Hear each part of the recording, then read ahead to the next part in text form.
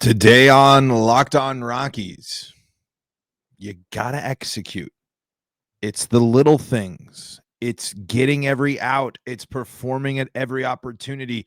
The Rockies should not have lost that opener to the Mariners, but as we've seen time and time again in 2025, the Rockies collapse late and hand it away.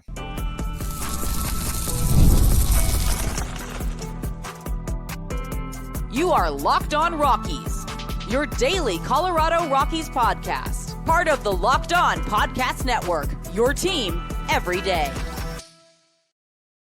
Rock on Rockies fans, welcome into the Locked On Rockies podcast for today, the 24th day of September in the year 2025. I'm your host of the Locked On Rockies podcast, Paul Holden, bringing you your daily Colorado Rockies talk right here on the Locked On Podcast Network, where you can find your team every day.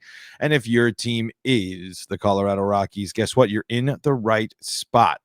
Free and streaming on your favorite streaming services and on the Locked On Rockies YouTube channel, where you can be part of the show. You can fire off your Rockies hot takes.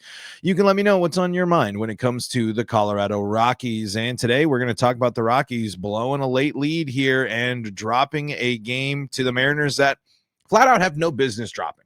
It's unacceptable. I mean, this is a loss where a team that had a lot to play for, a lot of fight, a lot of stuff left in the tank, a lot of energy, a lot of passion, took you down in a game where you had no business doing.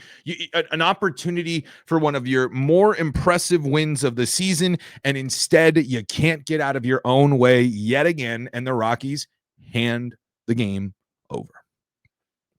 We're going to go through some of the numbers, and it's not going to be pretty, and it's extra frustrating, being there in person, and it's just like, wow, this team, hey, look at this, look at what they're doing, being chirping a little bit, having some fun and all that stuff, and then for it to just play out in classic Rockies fashion at the end of a ball game on the backdrop of watching a team, and the energy, the pulse, everything in that stadium.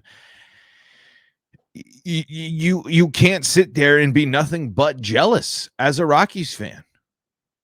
And I've used the word jealousy a lot this year, and it won't be the last time I use the word jealousy, because I was jealous tonight.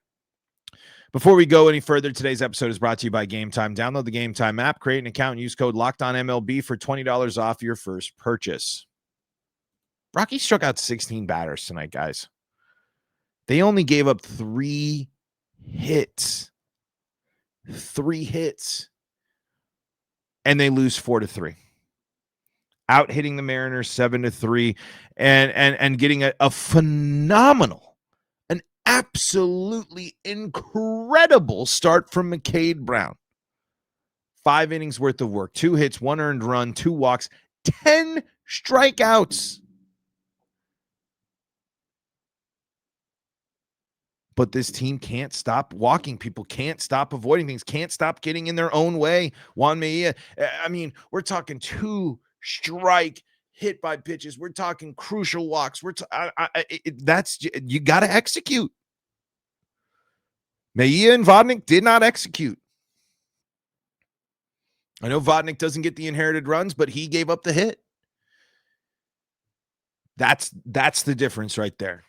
That's the difference between a team with high aspirations, a team with playoff hopes, going up against a team that is the Colorado Rockies. In a wave of disappointing losses, this one will rank up at the top. You didn't have any business losing this game. You gave it away. This game was given away. Multi-run lead, held the Mariners 1 for 5 with runners in scoring position, outside of course, Naylor's bases clearing double. And instead of making Seattle wait one more day, instead of raising the eyebrows a little bit, instead of throwing one more punch, the Rockies are instead the punchline again. And these are all growth and learning moments and things like that. And we saw some good performances here. It was Tovar brings in some runs there with the single there, and Karros picks up a couple of hits, and Beck picks up an extra base hit there. And this is a game you should have won. This was a game that you had that you had folks scratching their heads, wondering what's going on, scratching their heads, wondering what's the deal here. This is Randy Arozarena struck out 3 times. You held Cal Raleigh hitless. You gave Eugenio Suarez the golden sombrero. Every single member of the Mariners lineup had a strikeout except for Naylor, who went 2 for 4 with the 3 ribbies. It's execution. It's high leverage moments. The Rockies have consistently fallen flat in high leverage moments this year, and it's young guys certainly, and it's growing pains, and we have to accept that. But just talk about just another situation here where you'd be feeling a lot better about the Rockies. You'd be feeling a lot better about this season. You'd be feeling a lot better about where they're at, is if they were able to execute in these close games, in these close situations. And instead, it's not like it was hits. It's not like it's not like it was that. It was the worst thing possible you could do. It's hitting batters, it's free passes, and then boom, it's all over, and then going out with a whimper.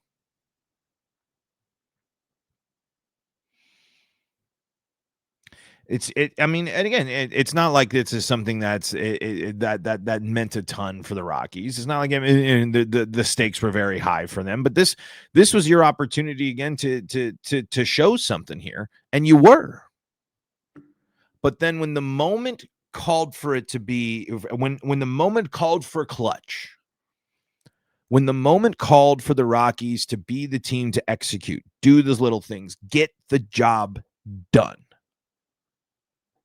weren't able to do it. And now a 10 strikeout day from a young rookie who's had a tough start to the year that goes up against a good lineup, and a good lineup, especially at home, dominates them, washed away. Irrelevant. Because you can't get the job done. Doesn't matter if they got the starter got 10 strikeouts. There's plenty more outs to get after that. Plenty more ball game left. And the Rockies were, 16 strikeouts, man. 3 hits.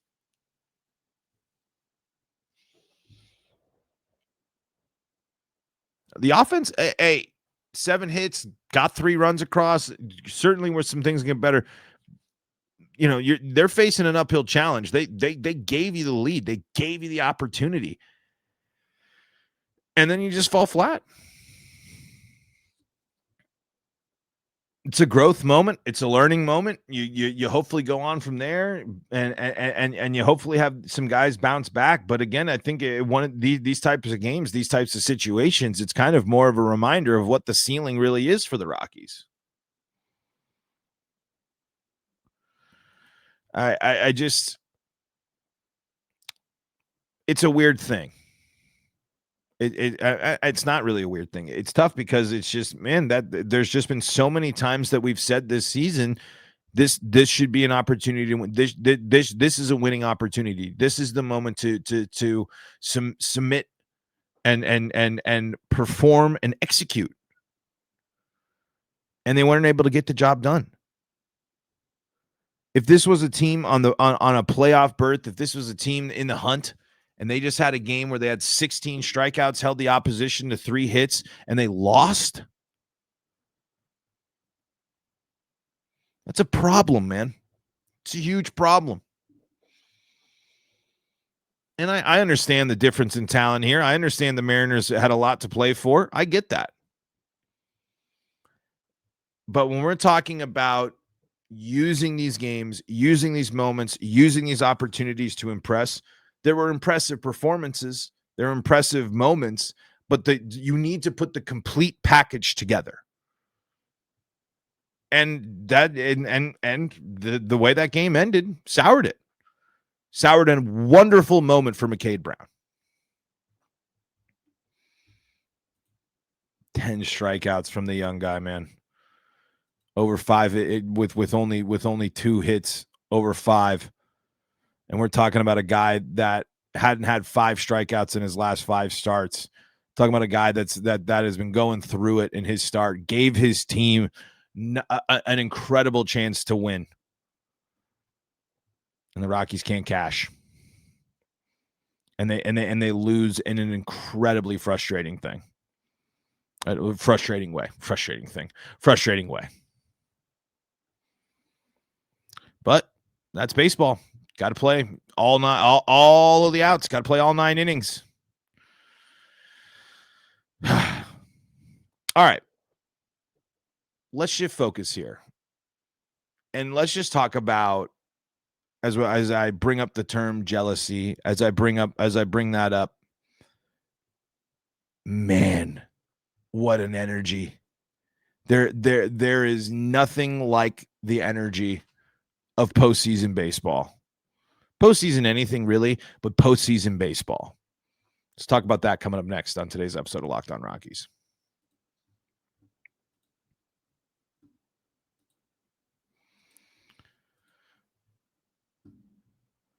Before we do that, though, got to tell you about the folks that help make this show possible, and that includes Gametime.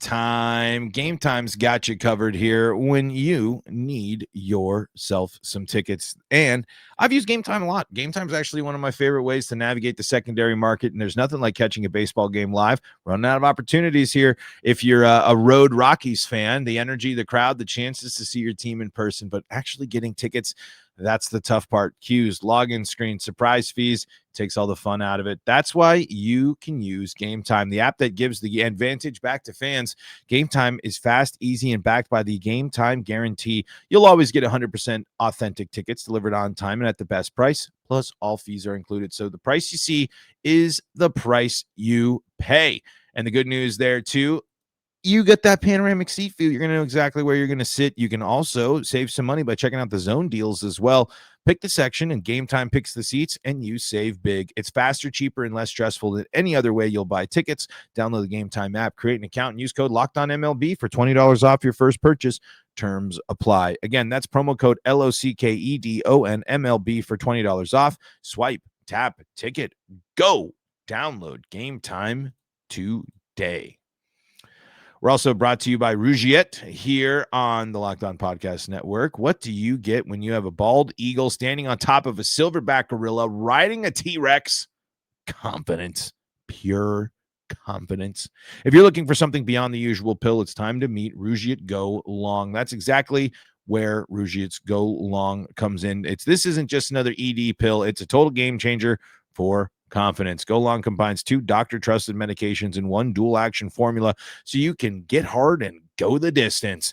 The effects can last up to 36 hours. That's confidence all day, all night, and even into the next day. If you're ready to level up your confidence in the bedroom, head to RUGIET.com and use promo code LOCKEDONMLB for 15% off your first order. That's RUGIET.com, promo code LOCKEDONMLB. Make sure to use our code so they know that we sent you.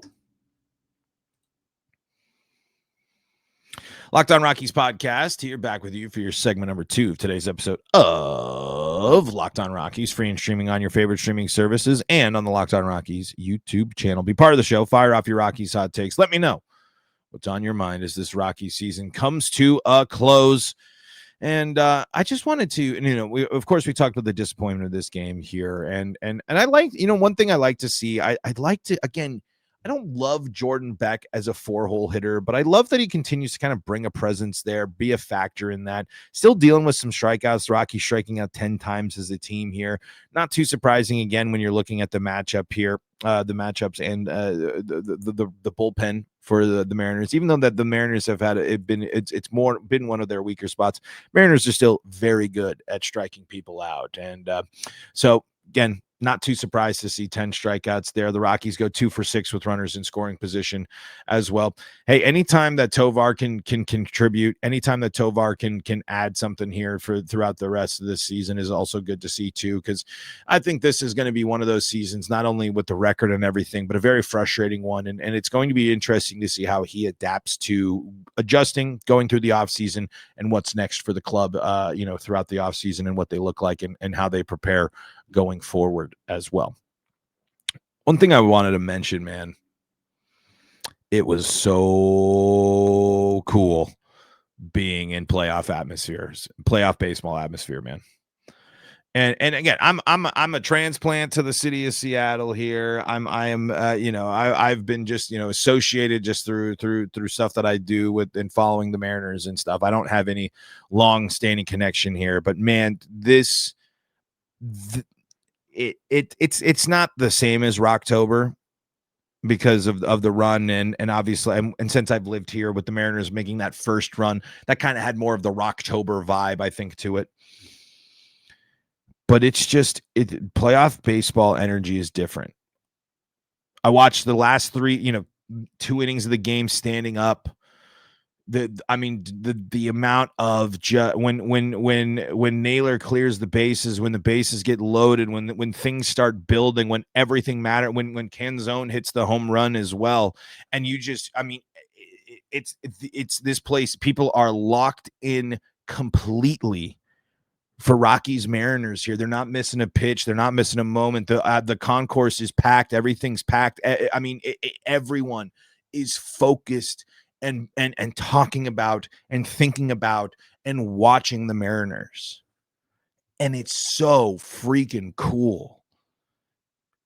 And because when it's not the norm for you, especially for some of the, teams like the Mariners, teams like the Rockies, when it's not the norm for you, and then when it's kind of like when you're having the season the Mariners are having, when you have the trade deadline the Mariners are having, when you hear some of the hype around the Mariners, when you hear some of the, when these things start bubbling and brewing, it's hard not to just get caught up in it. It's infectious. And that place, when things started happening, even when there were moments, even when there were the high fly balls, anytime Cal Raleigh stepped to the plate in this one, the energy is just off the charts, and it's just like, I want this so badly for my own team, because I know Seattle's showing out. Seattle loves the Mariners. That's something I've learned. But what we've seen in the moments of Rockies greatness, the limited things, man, when people are locked in, when the Rockies are good, man, oh my goodness, there is no energy like it. And all the other teams can say this. All the other teams can bring this up, and there is nothing like playoff baseball. 162 games, months and months. We're talking about this, hypes and things starting for this season, talking February, March, April, we're talking about spring training, the vast majority of the year of what it takes to get to this point, to get to here for the Mariner fan. That's what makes it different than anything else in sports. What makes Rocktober so special is not only the improbable run through the postseason, but I know you can teleport yourself back to that, into the moments, into the highlights, where you were, the people you were around, and how you felt in your gut as a Rockies fan. And I got to have I got some diehard Mariners buddies. We had some great seats. And it was just, it's just awesome to be a part of, to be there in person, to see them get the shirts, to see how that, and I know I'm just talking about this as hey, aren't you supposed to be, and I guess let me take it full circle to the Rockies side of it. That's why I'm jealous. That's why it sucks. That's why it's so difficult to be a Rockies fan right now. And Mariners fans have asked, said the same thing, been in a similar situation.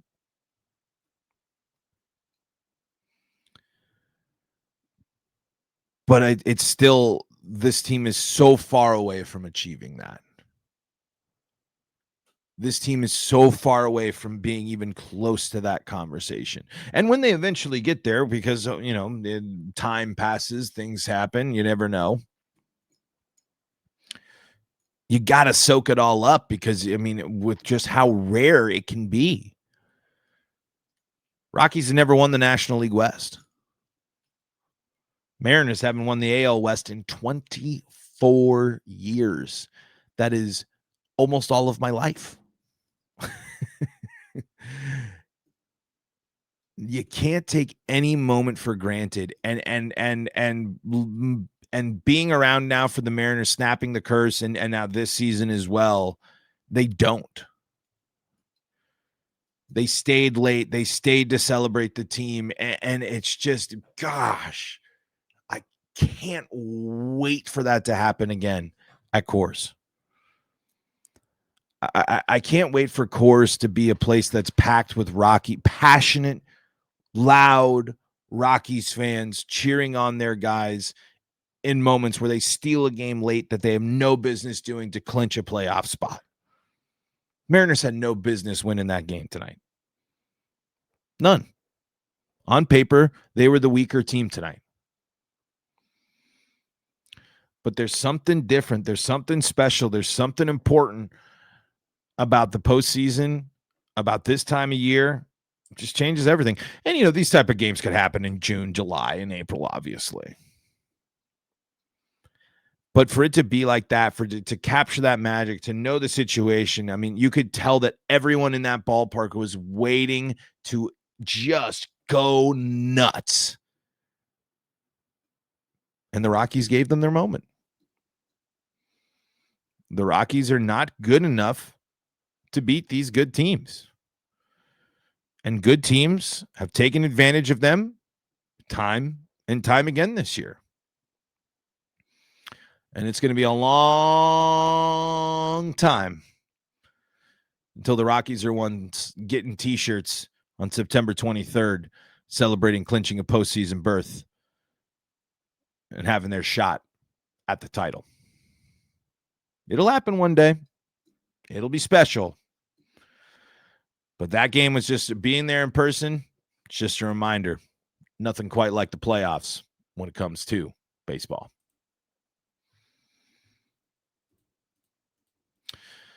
Got to tell you about the folks that help make this show possible, and that includes FanDuel. You know about FanDuel. You like to head over to FanDuel.com. You like to fire up the app. Why? Because the NFL season is here, and FanDuel is making sure you're ready for kickoff with the can't-miss offer. Right now, new customers can bet just $5, and if your bet wins, you'll get $300. Yes, that's $300 in bonus bets to use across the app. You can play how you like to bet, player props, building a same-game parlay, or, maybe you're sitting there watching the Roccos and say, I'm going to jump in on the action here live. You can do that on the FanDuel app. It makes every game more exciting, whether you're watching your team or just keeping an eye on your fantasy lineup. It's quick, easy, and the best way to add a little more energy to Sundays. So, are you ready to play? Download the FanDuel app now by visiting FanDuel.com. That's FanDuel.com to get started to place your first $5 bet. And remember, if that first $5 bet wins, you're going to get $300 in bonus bets to use across the app, player props, parlays, all the action waiting for you at FanDuel.com. Go check it out and make sure you don't miss out on that introductory $5 bonus bet opportunity. Check it out, FanDuel.com. All right, we are going to put a bow on this episode here of Locked On Rockies. Thank you so much for making us your first listen of the day. We're free and streaming on your favorite streaming services and the Locked On Rockies YouTube channel. The Rockies look to avoid losing this the second to last series of the season to the Mariners, who are looking to get this win. And let's see here on the finals if they lost. And they did. The Athletics beat the Astros. The Mariners, Luis Castillo on the bump, a shot to claim the the American League West on the line for the Mariners. Luis Castillo taking on an exciting young Rockies arm, and who's pitched well for the Rockies. Tanner Gordon here in the finale. Castillo is 10-8 this year with a 3.63 ERA, a whip of 1.23 over 173 innings pitched, allowed 167 hits, struck out 152 guys, walking 46 with 22 homers as well. So we'll see if that plays a factor for that, as the red hot Mariners now have won 5 in a row and have also now, oh my goodness, here the Rockies, or not the Rockies, the Mariners have lost 1 game since September 6th. 1 game. 1, 2, 3, 4, 5, 6, 7, 8, 9, 10, 11, 12, 13, 14, 15, and 1 over their last 16 games. Holy smokes. Rockies can play spoiler though. And as they are, it's just the young guys in this in the start here, as we had Brown, now Gordon and Blaylock all getting the starts here for the Rockies. And we'll see how it all pans out. Projections on ESPN right now, not favoring the old Roccos. Pardon me.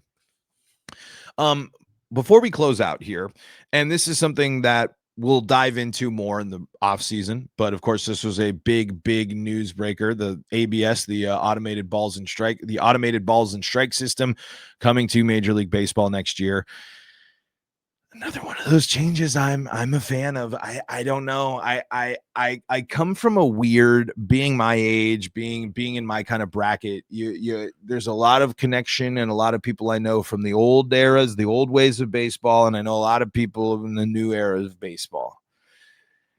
I just think that this is a system that helps make things get right. And I understand not eliminating that human element, eliminating that aspect of the game, again, furthering the baseball from its traditional core, what it is. I understand the hesitation. I understand the issues there. But it really stinks when an umpire misses a call and you just throw your hands up and say, well, nothing we can do about it. Even though we have technology, we have the ability to look at these things, and it's going to be controversial, right? I mean, there's no way around it. We know it's not going to be a perfect system. There is no perfect replay system. And it will be interesting to see how this impacts pace of play and stuff like that. But again, I don't think that there wasn't necessarily a big uproar in spring training about, man, this is really dragging things down. Man, this is really doing this. This is something that if you do it quick, if you do it efficiently, it helps. Because again, it's a weird thing. It's a weird line where you're like, okay, we've just left it up to what really is a subjective opinion from the umpire. I mean, he's a human being. He's reacting to crazy fast pitches and framing from the catcher. There's a million things going on here. So why not give them the tool to better make the better judgment? Why not give the tool to make the umpire better? And it's not to take away from them. It's not to just eliminate them or anything. It's just, okay, we can kind of see these things. But now again, the strike zone box and what that looks like and adjusting it for different players and all that stuff. I mean, there's a lot of nuance here. But I think these things continue to make this a modern version of baseball. It is not the old school version of baseball. Baseball is not the same game that was played back in the day. And if you're a hyper nostalgic, only follow into the nostalgia, baseball is all about the 90s and the steroid era and all that stuff, and you got to have all that stuff, you're not going to like these changes. But these are situations that could help the Rockies. These are tools, these are opportunities that could prevent some of these big, nasty rallies that we've seen from Rockies pitchers when they're not able to, when they get squeezed a little bit there. Umpires have a very difficult job, a thankless job, one that I would never want to do in a million years. This is a system that should help them, because calling an accurate ball and strike, as watching that ball and following on that's really freaking hard to do. But it'll be interesting to see how they navigate the controversy. It'll be interesting to see how they can make it so that this is more normalized and the usual thing. But I don't think it took baseball fans all that long to adjust to the pitch clock, the bigger bases. And I will say, I think the thorn in the side of the new baseball rules continues to be the extra innings rule. That one's always been an interesting one. I mean, I guess I get it, but it's also kind of like that one is pretty little league. But this is a step in a direction that people are going to hate. The old school, the traditionalists are going to hate. But I think that this is a step in the right direction because balls and strike, close borderline calls need to be correct.